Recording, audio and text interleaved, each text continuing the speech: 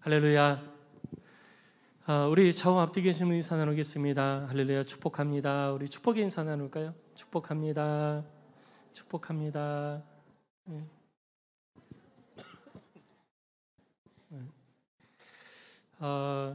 오늘 본문의 말씀을 통해서 우리가 함께 이야기를 나누고자 합니다. 사순절을 보내면서 신앙 성숙을 위해서 더 힘쓰는데, 신앙 성숙의 방법에는 이 첩경이 없어요. 지름길이 없어요. 지름길이. 신앙 성숙은요, 신앙이 자라려면 딱 세 가지, 아주 기본이 되는 이 세 가지 바탕 위에 이제 자라가게 됩니다. 세 가지가 뭐냐면, 첫 번째는 하나님의 말씀이에요. 그래서 말씀을 많이 읽으셔야 돼요. 두 번째는 뭐냐면 기도입니다. 기도가 많아져야 돼요. 기도 시간이 늘어나야지 돼요. 깊이도 깊어져야 됩니다. 중원부원하는 것이 아니라 깊이 있는 기도가 길어지는 그런 기도의 훈련이 필요합니다. 세 번째는 복음을 선포하는 일이 필요합니다. 내가 입술로 복음을 선포할 때에 내 믿음이 강해지는 거예요. 내가 강해져야 복음을 선포하는 게 아니라, 내가 복음을 선포할 때 내 속에 이 믿음이 더 강해지는 것입니다. 여러분, 이 세 가지를 삶 가운데, 특히 이 사순절 기간에 꼭 이루어 가시기를 부탁을 드립니다. 내가 교회를 오래 다녀도 왜 이렇게 신앙이 안 자라지? 이 세 가지가 부족하기 때문에 그런 거예요. 이 세 가지가 부족하면요, 교회는, 신앙은요, 내가 오랫동안 교회를 다닌다고 해서 신앙이 막 자라고 그러지 않아요. 이 세 가지가 충족이 되어질 때 균형 있는 신앙 성숙이 이루기 위한 바탕이 마련되어지고, 이 위에 이제 구체적으로 배우는 일이 필요한 것이죠. 지식적으로 배우는 것이 아니라 이 세 가지 바탕 위에 하나님의 말씀이 이제 배워지고, 또 그것이 우리들 가운데에 쌓여져 갈 때 비로소 우리들의 삶에 구체적인 변화를 이룰 수 있게 되어지는 거예요. 여러분, 내가 가만히 있어도 그냥 목사님 설교만 들어도 내 신앙이 자란다, 이런 헛된 착각, 기대 다 내려놓으시고, 이 사순절 기간에 하나님의 말씀을 더 가까이 하고 기도 시간 늘리고 복음을 나누는 일에 힘쓰시어서 꼭 신앙의 성숙을 이루는 계기가 되시길 주의 이름으로 축원합니다. 오늘 본문의 말씀을 우리가 한번 살펴볼 텐데요. 우리 본문의 말씀을 보면 너무나도 잘 알고 있는 그런 이야기입니다. 마태복음 9장 18절 26절 말씀은 말 그대로 한 관리의 딸과 예수의 옷을 만진 여자에 대해서 사건이 기록되어져 있어요. 근데 이 내용이 마태복음만 기록되어진 것이 아니라 마가복음하고 누가복음에도 기록이 되어져 있습니다. 마가복음은 5장 21절로 42절 말씀에, 그리고 누가복음은 8장 40절로 56절 말씀에 길게, 마태복음보다 훨씬 더 긴 분량으로 기록이 되어져 있어요.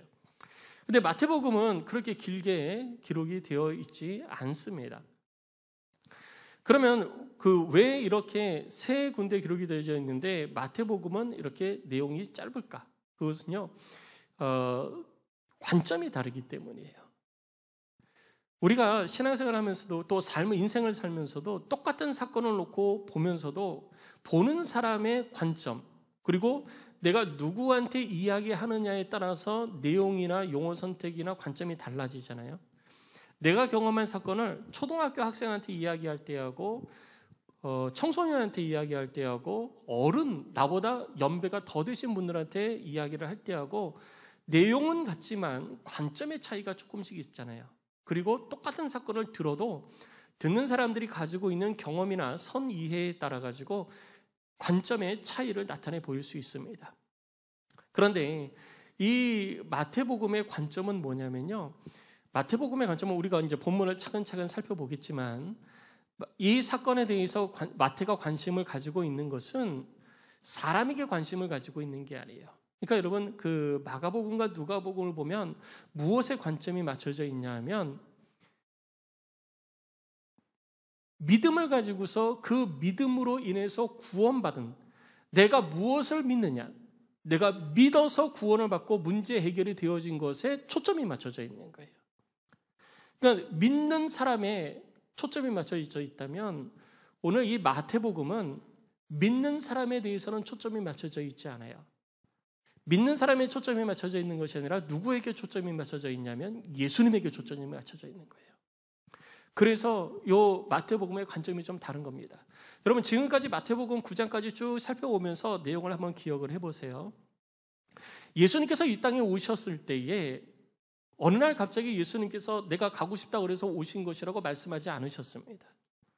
예수님께서 이 땅에 오신 것은요, 하나님께서 구약의 선지자들을 통해서 예언하신 것들을 이루게 하시려고 예수님이 이 땅에 오신 거예요.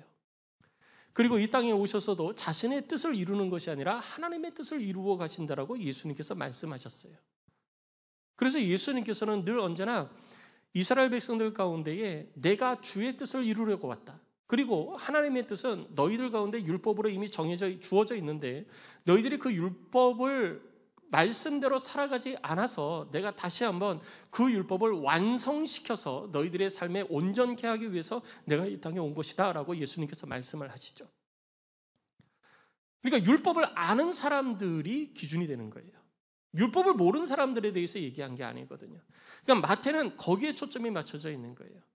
이스라엘 백성들은 이스라엘 땅에 사는 이스라엘 백성들은 특히나 다시 오실 예수님, 그러니까 메시아를 기다리고 있었어요. 구약시대에 예언한 그 메시아를 기다리고 있었는데 그 메시아가 자기들 눈앞에 하나님의 보내심을 받아 와 있어요. 와 있는데 자기들의 생각과 다른 거예요. 그래서 예수님을 메시아로 인정을 하지 않았던 것이죠. 그래서 마태는 야, 너희들이 기다리고 있던 메시아가 여기 와 있는데 왜 인정 안 하냐? 이분이 바로 메시아다라고 하는 것이 마태의 이 초점이었어요. 하나님의 성령의 감동을 받아서 마태는 그 유대인들을 향한 갈급한 마음을 가지고 복음서를 쓴 거예요. 그래서 주의 성령이 마태를 통하여서 유대인들에게 하나님의 계획하심을 드러내 주신 것입니다.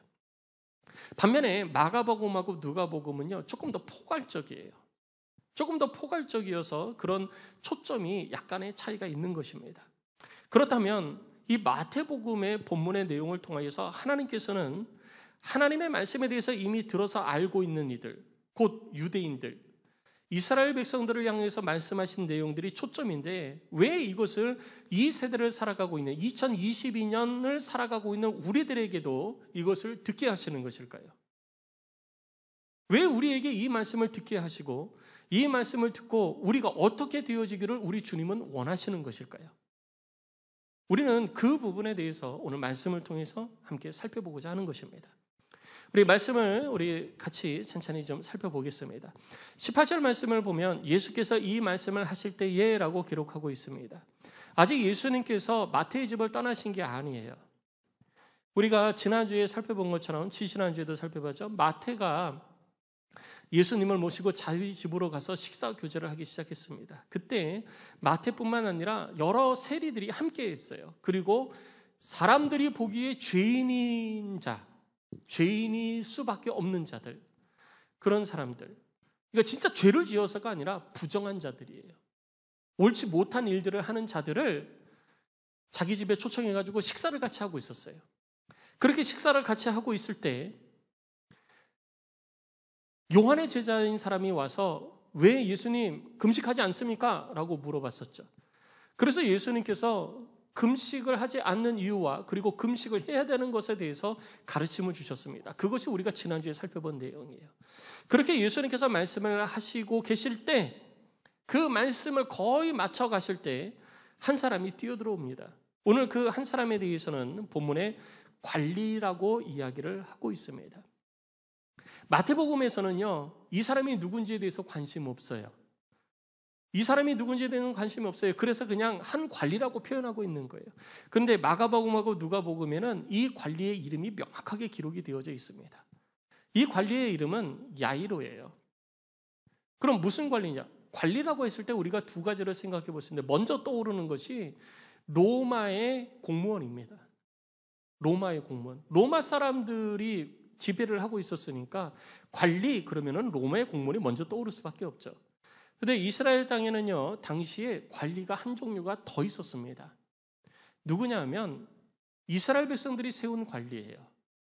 그래서 마가복음하고 누가복음에 보면은 이 관리가 바로 회당장이라고 이야기를 하고 있습니다.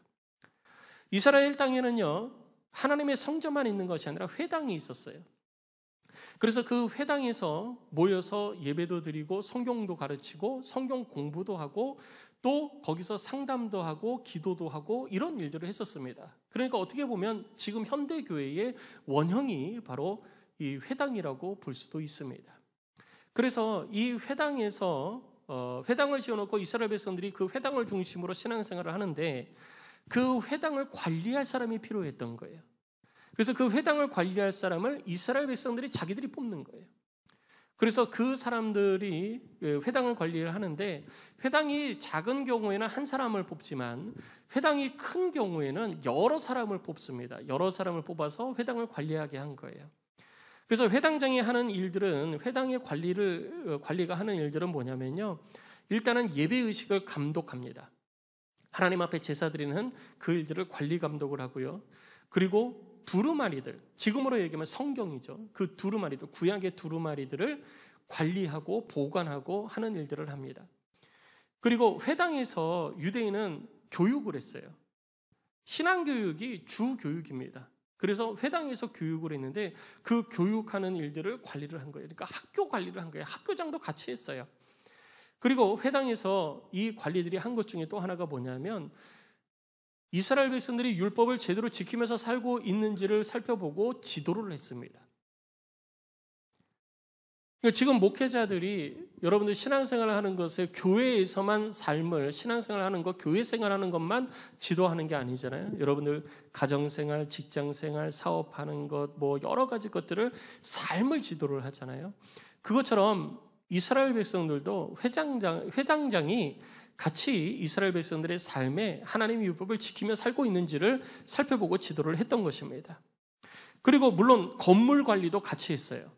제일 중요한 건 뭐냐면 이 사람들이 거의 대부분 이런 일들을 하다 보니까 성경 교사였습니다. 그렇지만 랍비는 아니에요. 그래서 주일에, 그러니까 안식일이죠. 토요일 안식일에 함께 모여서 예배를 드리고 할 때에 제사를 드리고 할 때 이제 가르치는 사람이 있어야 되는 거예요. 설파하는 사람이 있어야 돼요. 설교자가 있어야 돼요. 그 사람들이 랍비였어요. 그래서 그 랍비를 초빙해가지고 모셔오는 책임도 누구에게 있었냐면 이 회당장에게 있었던 거예요. 그러니까 백성들이 회당장을 세울 때는요, 이러한 일들을 다 감당할 수 있는 사람을 세우는 거예요. 아무나 막 세우지 않습니다. 그러니까 그 지역에서 어떻게 보면 가장 촉망받고 덕망이 있고 사람들로부터 인정받고 존경받는 그런 사람을 회당장으로 세우는 거예요. 그래서 이 사람이 회당장이 되어졌는데 이 사람이 어느 날 갑자기 예수님 앞에 와가지고 예수님 앞에 납작 엎드린 거예요. 여러분, 당시에 우리가 살펴보고 있지만 신앙생활을 그래도 스스로 만족해하면서 자기 의에 빠져서 신앙생활하는 사람들은 예수님을 어떻게 보기 시작했어요? 약간 의아한 눈빛으로 보기 시작했죠. 왜 금식 안 하지? 왜 죄인들하고 같이 앉아서 밥 먹지? 이러면서 처음에는 야 대단하다 막 이랬었는데 시간이 조금 지나면서 예수님을 살펴보니까 조금 자기들하고 안 맞는 것 같아요. 그래서 의아하게 생각하기 시작했고 거리를 두고 있는 그런 때에 그 사람들의 지도자격이 되어지는 회당장이 예수님을 쫓아와가지고 예수님 발 앞에 납작 엎드린 거예요. 왜 그랬을까요? 문제가 있었기 때문이에요.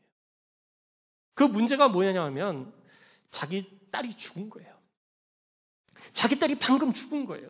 여러분, 오늘 본문에서는 내 딸이 방금 죽었다라고 표현하고 죽었습니다라고 이야기하고 있는데 마가복음하고 누가복음에서는 예수님이 가시는 도중에 딸이 죽었다는 연락을 받습니다. 이게 좀 차이가 있어요. 그럼 왜 이런 차이가 있느냐? 누가 잘못 쓴 거냐? 그게 아니고요. 다 맞습니다. 그런데 우리가 그 성경을 볼 때에 성경을 기록할 때 마태가 되어지는 일들을 일기 쓰듯이 기록한 게 아니잖아요. 나중에 예수님이 하신 일들을 예수님이 하늘로 올라가시고 난 이후에 살펴보니 이런 일이 있었어. 이거 꼭 내가 얘기해 줘야 되겠다 하고 성령의 감동을 받아서 적는데 중요한 것은 이 아이가 죽었다라는 거예요. 이 아이가 예수님이 그 아이한테 가다가 죽었든 아니면 가기 전에 죽었든 가서 도착하자마자 죽었든 그게 중요한 게 아니라 이 아이가 죽었다는 게 중요한 거예요. 그래서 마태는 이 아이가 죽었다라고 표현을 한 겁니다. 그러니까 이 아이는 어떤 죽은 아이예요. 죽은 아이. 우리 아이가 죽었어요.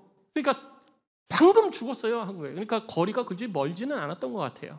집하고 거리가. 방금 죽었어요 그러는 거예요. 여기까지 오는 동안에 회당장의 마음이 어땠을까요? 얼마나 괴로웠을까요? 그리고 자기 아이가 죽어갈 때 회당장이니까 누구를 찾아갔을까요 먼저? 당연히 랍비를 찾아갔겠죠. 그리고 제사장들도 막 찾아갔겠죠. 의사도 찾아갔겠죠. 우리 아이 좀 제발 살려달라고 찾아갔겠죠. 근데 그 사람들로부터 확연한 답을 못 들은 거예요. 이렇게 하면 이 약 먹으면 듣습니다. 이러면 낫습니다. 이것만 괜찮습니다. 이런 얘기가 들려져야 되는데 그런 얘기를 못 들은 거예요. 방법이 없는 거예요. 그래서 죽은 거예요. 그러니까 그 사람들을 찾아가도 이젠 방법이 없는 거예요. 그래서 누굴 찾아왔냐? 예수님 찾아온 거예요. 예수님 찾아와서 자기의 이 문제를 주님 앞에 내놓은 겁니다. 주님, 이거 이렇게 됐습니다. 좀 어떻게 좀 해주세요. 이미 죽었지만 우리 주님이 오셔서 그 몸에 손을 얹어주시면 살아납니다. 그러니까 오셔서 손만 대주세요. 이렇게 예수님께 요청하는 거예요. 주변에 있는 사람들이 그 얘기를 듣고 어떻게 했을까? 어떤 반응을 보냈을까요? 주변에 있는 사람들에 대한 반응은 없어요. 주변에 있는 사람들에 대한 반응은 없는데 제가 생각해 볼 때 이 회당장이 이렇게 얘기할 때 주변에 있는 사람들이 회당장을 향해서 손가락질을 했을 것 같아요. 혀를 찼을 것 같아요. 말이 되는 얘기를 해야지. 아니 병을 고쳐달라면 예수님께서 해주실 수도 있을지 모르지만 이미 죽었는데 뭘 그걸 가지고 예수님을 찾아와서 살려달라고 그래. 아니 말도 안 되는 얘기를 저 사람은 하고 있어. 이러지 않았을까요? 근데요 의외로요 예수님이 자리에서 일어나시는 거예요. 그리고 그와 함께 가신 겁니다. 그러니까 제자들은요 깜짝 놀랐을 거예요. 깜짝 놀래가지고 예수님이 가시면 예수님이 고쳐주셔 살려주셔 이런 마음으로 따라가진 않았을 거예요. 그냥 쫄래쫄래 예수님 가시니까 그래도 제자니까 그냥 따라가지 않았나 저는 그렇게 생각이 되어져요. 어쨌든 예수님께서 그 회당장과 함께 회당장이 집으로 가고 있는데 중간에 또 하나의 문제가 발생을 합니다. 오늘 20절에 기록된 것처럼 12해 동안이나 혈루증을 앓던 여자가 예수님 뒤로 다가옵니다. 혈루병은요 부인병의 일종인데 하혈이 계속 되어지는 병이에요. 멈추지 않고 하혈이 계속되는 거예요. 레위기 15장 25절로 30절 말씀을 보면 여인의 정결법에 대해서 기록이 되어져 있습니다. 월경을 마치고 월경 기간 동안에 부정한 여인이 되어지고 월경을 마치고 일주일 동안 계속 부정한 상태가 되어져요. 그리고 일주일 후에 정결하게 되어졌다라고 인정이 되어집니다. 그러니까 하혈이 멈추고 나서 일주일이 지나야 정결케 되어지는 거예요. 하혈이 계속 되어지는 동안에 그리고 하혈이 멈추고 일주일이 지난 그 사이에는요 부정한 여인이 되어져서 사람들과 접촉을 하면 안 됩니다. 우리가 앞서 마태복음 앞에서도 여러분 기억나시죠? 죄인과 손을 대어지면 자기도 죄를 짓는다고 생각한 거예요. 부정한 사람에게 손을 대면 나도 부정해진다고 생각한 거예요. 그래서 부정한 사람들은 항상 멀리 있습니다. 유대인들은요. 그런데 예수님은 부정한 자를 가까이 하셨죠. 유대인들은 부정한 사람 멀리한 거예요. 그런데 이 여인이 몇 년 동안 하혈을 계속하고 있느냐? 12년을 그렇게 하고 있는 거예요. 12년을 하혈을 한 게 중요한 게 아니고요. 12년을 하혈을 하면서 병이 안 고쳐진 것도 답답한데 그것도 괴로운데 사람들로부터 부정한 여인 취급을 12년을 받은 거예요. 가까이 하지 않습니다. 사람들이. 넌 부정한 여자. 낙인이 찍혀버린 거예요. 너는 부정한 여자, 낙인이 찍혀버린 거예요. 사람들이 가까이 하지 않고 식사도 같이 하지 않고 관계를 아예 하지 않아요. 말도 섞으려 하지 않아요. 완전히 왕따예요. 사회 속에서 완전히 왕따가 돼버린 거예요. 이번에 강원도 산불도 그 발생한 이유를 보니 그 사람이 하는 얘기가 사람들이 나를 무시해가지고 내가 부르짖었다. 참 가슴 아픈 일이죠. 그런데 이 여인은요. 사람들로부터 무시당하는 거예요. 그렇게. 무려 몇 년을? 12년을. 사시겠습니까? 사시겠어요? 요즘 아이들 학교에서 학폭 때문에 한참 문제가 됐었는데 투명인간 취급을 하는 거예요. 아이들을. 있어도 없는 것처럼 취급을 하는 거예요. 뭐 종이 이렇게 돌리고 이렇게 선생님이 뭐 나눠서 돌리면요. 걔를 쏙 빼놓고 돌리는 거예요. 시험 볼 때 시험지 돌려도요. 걔는 쏙 빼놓고 돌리는 거예요. 없는 사람 취급을 해버리는 거예요. 얼마나 괴롭겠어요. 그래서 결국 그 괴로움을 참다 못해서 자살하는 경우가 있었던 거잖아요. 무려 12년 동안을 사람들로부터 그런 취급을 받은 거예요. 무시당하고 투명인간 취급받고, 내가 좀 가까이 가려고 그러면 사람들이 돌을 들고 어디 부정한 여인이 가까이 와, 그리고 위협하는 그런 상황에서 12년이라는 세월을 보낸 거예요. 얼마나 힘들었겠어요. 어쩌면 삶을 포기하고 싶은 그런 마음이 들 수도 있는 그런 상황이었습니다. 그런데 이 여인이 마지막 예수님을 찾아온 거예요. 이 문제를 해결하기 위해서 얼마나 많은 의사를 찾아다녔고, 얼마나 많은 제사장, 얼마나 많은 랍비로부터 조언도 듣고 그렇게 했을까요? 아무런 차도가 없는 거예요. 결국 이 여인도 그로 인해서 예수님을 찾아온 거예요. 이 문제를 가지고 예수님을 찾아와서 예수님 앞에 감히 나아갈 수 있는 담대함도 없어요. 아니, 회당장은 오셔서 고쳐주세요. 죽었는데 손만 대주세요. 그러면 살아나요. 라고까지 얘기했는데, 이 여인은요, 죽은 것도 아니에요. 육신의 불구도 아니에요. 뭐 평생 되어진 것도 아니에요. 12년 되어진 거예요. 담대하게 할 수도 있어요. 그런데 12년 동안 너무 고통스러운 나머지 담대하게 뭔가를 할 수 있는 상황도 아니었어요. 그래서 예수님의 옷 겉옷자락을 만진 겁니다. 예수님의 겉옷자락이라고 표현했는데, 당시에는요, 겉옷이 지금 통으로 되어져 있는 거잖아요. 그러니까 이렇게 죄송해요, 이렇게 표현을 해서, 옛날에 우리가 어렸을 때 저도 이제 비료 포대를 가지고 그렇게 놀았었는데, 거적대기 같은 거 이렇게 있으면은 위에 들고 양옆에 들고 그래서 머리 뒤집어 쓰고 팔 꺼내고, 그리고 허리에 끈 묶고 해가지고 칼 들고 나무를 칼과 방패를 들고 공격 막 그러면서 놀았거든요. 저도 그러고 놀았어요. 근데 딱 그 모습이에요. 천이 있으면 그냥 몸에 두르는 거예요. 그리고 머리 있고 팔 내고, 그리고 허리에 띠 묶고. 근데 허리에 띠를 묶을 때 그냥 띠를 묶는 게 아니라 유대인들은요, 실을 이렇게 꼽니다. 밧줄처럼 꼬아가지고 그걸 허리에 동여매고 길게 늘어뜨려요. 왜 그렇게 하냐면, 나는 하나님께 매인자다. 나는 하나님께 매인자다라고 하는 것을 스스로 인식하면서 삶을 살려고 자기 허리에 그거를 묶은 거예요. 그리고 거기에 돈이 좀 있으면 술을 달기도 하고 색깔을 집어넣기도 하고 그렇게 했던 겁니다. 이 여인이 몰래 다가와서 예수님을 겉옷자락을 만졌다고 표현하고 있는데, 원문에는요, 이 겉옷자락이 아니라 이 옷술이에요. 옷술. 예수님 옷자락에 달려있는 이 매듭에 옷술을 만진 거예요. 이 옷술이라도 만지면 내 이 병이 나음을 입겠다라고 해서 옷술을 만진 거예요. 그랬더니 진짜 나와버린 거예요. 그때 예수님께서 이 여인을 바라봅니다. 22절에 보니 예수께서 돌이켜 그를 보시며 이르시되 따라 안심하라. 내 믿음이 너를 구원하였다 하시니 여자가 그 즉시 구원을 받으니라. 다른 이 누가복음하고 마가복음에 조금 더 많은 얘기들이 기록되어져 있는데, 마태복음에는요, 그런 부연 설명이 없습니다. 그냥 예수님께서 고치셨다, 이걸로 딱 끝나요.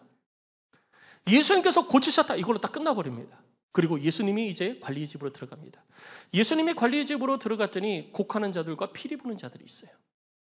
떠드는 무리라고 그랬는데, 이 떠드는 무리가 바로 곡하는 자들이에요. 여러분, 우리나라도 이스라엘과 비슷한 문화들이 있는데, 우리나라 장례식장도 시끌벅적해야 된다고 그러잖아요. 그리고 장례식장에 곡소리가 나야 돼요. 아이고 아이고 그러면서 곡소리가 나야 된다고 그러잖아요. 이스라엘도 똑같았어요. 장례식장이 곡소리가 나야 돼요. 그래서 피리 부는 자들이 와서 슬픈 곡조의 연주를 하고 거기에 맞춰서 눈물을 흘리면서 곡하는 사람들이 있었어요. 이 사람들을 돈으로 사가지고 시켰어요. 만약에 장례식이 있는데 시끄러운 소리가 안 나고 곡소리가 안 난다? 저 집은 문제 있는 집이야. 그 공동체 속에서 그렇게, 그 마을에서 그렇게 돼버리는 거예요. 그러니까 돈을 주고라도 그런 사람을 사서 곡을 하게 했던 거예요. 더군다나 이 사람은 그 마을에서 인정을 받고 섬김을 받는 회당장이었잖아요. 회당장의 딸이 죽었다고 그러니까 사람들이 와가지고 막 슬퍼해주고 막 그랬겠죠. 근데 예수님이 들어가셔가지고 그들을 향해서 말씀하십니다. 24절을 보니 이르시되 물러가라. 이 소녀가 죽은 것이 아니라 잔다. 그랬더니 그들이 비웃었습니다. 그들이 가지고 있는 것은 자기들의 생각과 자기들의 경험을 가지고 판단하는 거예요. 예수님께서 죽은 게 아니라 잔다. 아이고 예수님 저 사람 웃기네. 이렇게 판단을 한 거죠. 왜? 이건 말도 안 되는 얘기예요. 죽었는데 이미 숨이 끊어졌는데 죽어가는 것도 아니고 숨이 끊어졌는데 잔다고 그러는 게 말이 되냐. 여태까지 내가 죽었다 살아난 사람 얘기를 못 들어봤다.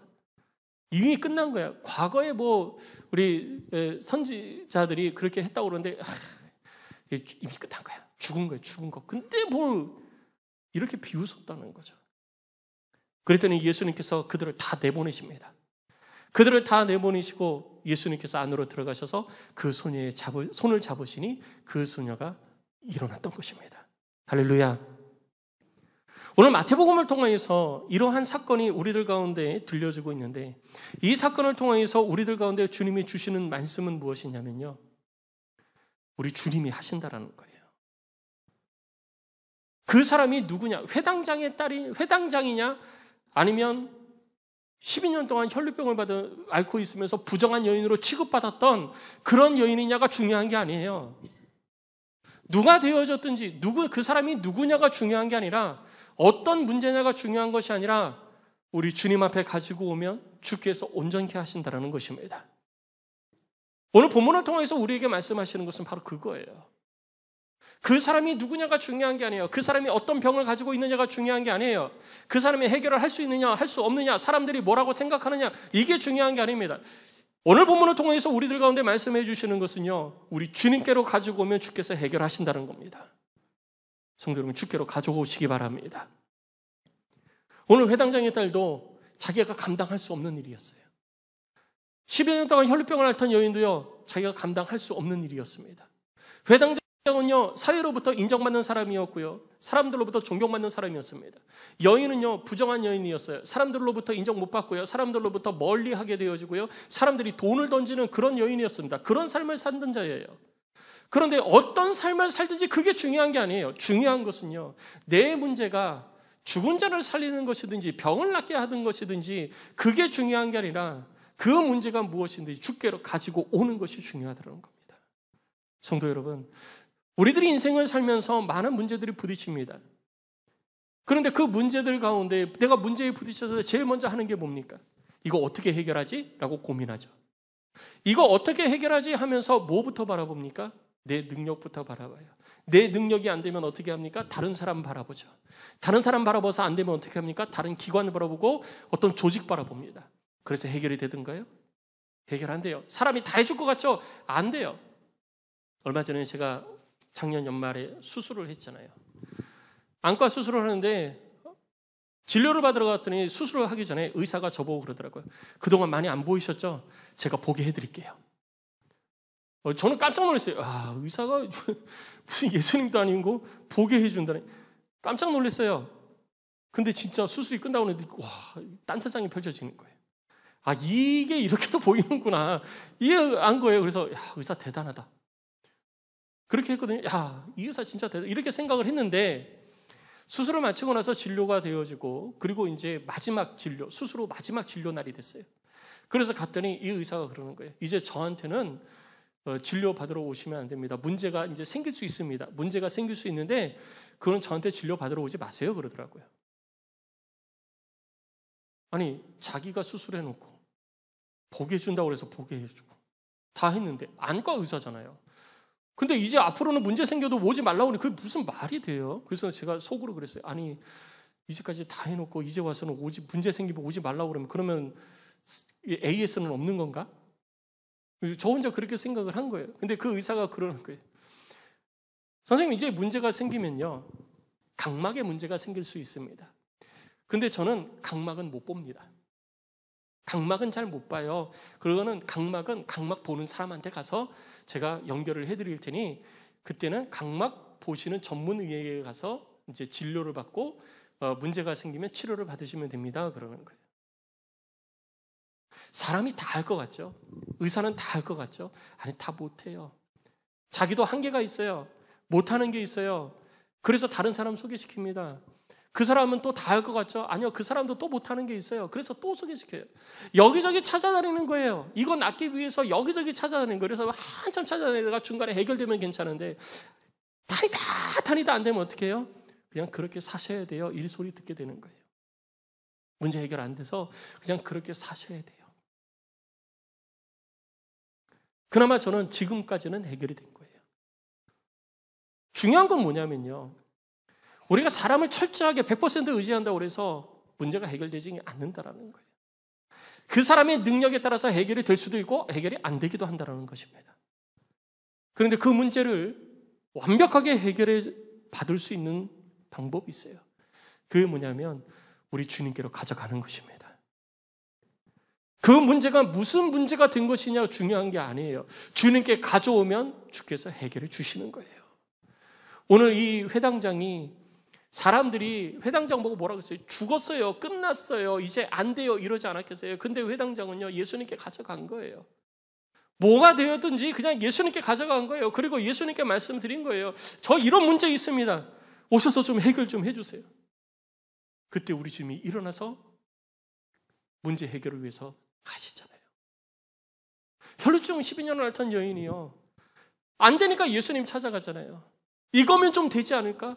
이거면 좀 되지 않을까? 그리고 주님께로 가까이 갔습니다. 주님께로 가까이 갔더니 그 문제가 다 해결이 되어진 거예요. 내게 있는 문제가 무엇이냐가 중요한 게 아니에요. 내가 어떤 사람이냐가 중요한 게 아닙니다. 우리 주님께 가져가면 그 문제가 더 이상 문제가 되지 않는다는 사실이 중요한 것입니다. 성도 여러분, 주님께로 가져가시기 바랍니다. 주님께로 가져가는 방법이 무엇일까요? 기도예요. 기도로 가져가셔야지 되는 거예요. 내가 가지고 있는 문제 주 앞에 가져가서 주님 앞에 엎드려 기도하십시오. 주님 고쳐주세요. 주님 구원해 주세요. 주님 문제 해결해 주세요. 제 힘으로 안 됩니다. 해결해 주세요. 우리 주님의 능력을 구해야 되는 겁니다. 그때 우리 주님이 우리를 향해 이렇게 말씀하시는 겁니다. 내 아들아, 내 딸아, 안심해라. 오늘 본문에 예수님께서 그 혈루증 앓던 여인을 향해서 말씀하시잖아요. 예수님께로 왔을 때 그 혈루증에 걸린 여인을 바라보면서 예수님이 오늘 본문에 말씀하십니다. 22절에 딸아, 안심해라. 우리가 불안에 떨고 있을 때, 문제 때문에 힘들어할 때, 괴로워할 때, 어찌할 바를 몰라서 정말 가슴을 쥐어짜고 울고 싶은 그럴 때, 아니 울고 싶은 게 아니라 죽고 싶은 그런 때에도 우리 주님께로 가져가면 우리 주님이 자리에서 일어나셔서 그 문제 해결을 위해서 움직이기 시작하시는 것입니다. 그리고 그 주님이 우리를 향해 말씀하십니다. 안심해라. 어느 누구도 어떤 문제, 그 문제가 어떤 문제이냐에 따라 가지고 안심해, 내가 해결해 줄게, 이렇게 할 수도 있어요. 그러나 그것도 그 사람의 능력 바뀌면은요, 그런 말 못 합니다. 그러나 우리 주님은요, 내가 누구든지, 내가 어떤 출신이든지, 내가 가진 것이 많든지 적든지, 내가 배운 것이 많든지 적든지, 그거 아무 상관없어요. 그거 보지 않습니다. 내가 어떤 취급을 받고 있고, 내가 사회에서 어떻게 인정을 받고 있는지 그것도 관심 없어요. 우리 주님은요, 주님께로 어떤 것이 되어졌든지, 누가 되어졌든지 가지고 오면 그 문제를 해결해 주시는 것입니다. 그것이 우리 주님의 능력인 것입니다. 우리 주님의 권능인 것입니다. 우리 주님의 권능은요, 죽음보다 크신 것입니다. 사람은 죽음 다스리지 못합니다. 사람은 죽음의 권세를 이길 수가 없습니다. 그러나 우리가 담당하지 못하는 그 죽음의 권세를 이기신 분이 바로 우리 주 예수 그리스도이신 것입니다. 그래서 죽음의 권세도 이기신 주님 앞에 우리들이 가지고 갈 때 그 문제가 해결받게 되는 것입니다. 성도 여러분, 주 앞에 가져가시기 바랍니다. 주 앞에 가져가서 부르짖으시기 바랍니다. 주께서 들으시고 응답하실 줄로 믿습니다. 가다가 멈춰 설 때도 있어요. 예수님께서 그 회당장의 말씀을 듣고 가다가 잠깐 멈춰 섰어요. 뭐 때문에? 또 다른 문제 있는 사람은 문제를 해결되어지는 것 때문에 잠깐 멈춰 서실 수 있어요. 그러나 예수님께서 잠깐 멈추셨다고 그래가지고 예수님께서 우리가 간구한 것에 응답을 하지 않으시는 것이 아닙니다. 예수님 그걸 기억하시는 거예요. 그리고 계속해서 우리의 간구함 가운데 일하고 계시는 것입니다. 기다리십시오. 주의 때에 주의 방법으로 주께서 반드시 이루어 주십니다. 문제는 내가 주께로 가져가야 된다는 거예요. 주님의 권능을 믿어야 되는 것입니다. 죽음도 이기시고 이 땅의 모든 질병도 주님의 권세 아래 두신 그 예수 그리스도를 믿고 주님께로 가져가면요, 우리 주님이 해결해 주십니다. 우리가 주님께 가져가면요, 우리 주님이 우리에게 말씀하십니다. 딸아, 안심해라. 그동안 얼마나 힘들었냐. 여기저기 찾아다니면서 얼마나 힘들었냐. 안심해라. 내가 해줄게. 이 음성이 여러분 가운데 들려지시기를 주의 이름으로 축원합니다. 아들아, 안심해라. 뭐 힘들었지? 안심해. 12년 동안 힘들었지? 안심해. 딸 죽었다고 괴롭지? 안심해. 나한테 왔잖아. 안심해라. 내가 해줄게. 성도 여러분, 우리 주님의 음성이 들려지시기를 축원합니다. 이 사순절 여러분들의 귓가에 내 아들아, 내 딸아, 안심해라 라고 하는 이 음성이 들려지시기를 주의 이름으로 축복합니다. 이 음성이 내 귀에 들려지기를 위해서 여러분 주께로 더 가까이 가십시오. 문제를 부여잡고만 있지 마시고 그 문제를 주님 앞으로 가져가서 주께 아뢰십시오. 주님 어떻게 해야 됩니까? 주님 좀 만져주세요. 내가 주님을 믿고 붙잡으면 주님이 해결해 주신다. 이 마음을 가지고 여러분 주께로 가까이 가십시오. 이 사순절에 여러분들을 위로하시고 우리들의 인생을 회복시키시고 온전케 하시는 하나님의 돌보심의 은혜가 여러분들의 삶 가운데 늘 가득하시기를 주의 이름으로 축원합니다. 우리 시간에 함께 찬양하고 기도하는 시간 같습니다. 우리 두 가지 기도 제목 가지고 우리 함께 찬양하고 기도합니다. 먼저는요, 주여 내 삶의 문제를 내 경험, 지식, 의지로 대하지 않고 주님께로 가져갑니다. 나를 구원하소서. 여러분 지금 여러분 속에 있는 문제 있잖아요. 끙끙 앓지 마세요. 내가 끙끙 앓는다고 그거 해결 안 됩니다. 끙끙 앓지 마세요. 주님께로 가져가십시오. 주님께 내어놓으십시오. 고백하십시오. 우리 주님이 들으십니다. 두 번째, 주의 주권과 권능으로 나를 온전케 하시어 안심케 하실 줄 믿습니다. 내 삶에 평안을 주시옵소서. 우리가 오늘 이 시간 우리의 문제를 주께 아뢰 때 아들아, 딸아, 안심해라. 이 음성이 여러분 귓가에 들려지시기를 주의 이름으로 축복합니다.